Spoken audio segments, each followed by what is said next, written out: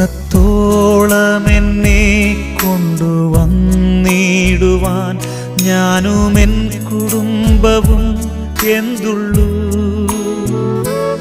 ഇത്രത്തോളം എന്നെ കൊണ്ടുവന്നിടുവാൻ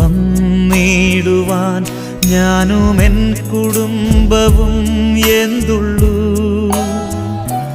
ഇത്ര നന്മകൾ ഞങ്ങളനുഭവിപ്പാൻ എന്തുള്ളൂ യോഗ്യത നിൻ മുൻപിൽ. ഇത്ര നന്മകൾ ഞങ്ങളനുഭവിപ്പാൻ എന്തുള്ളൂ യോഗ്യത നിൻ മുൻപിൽ.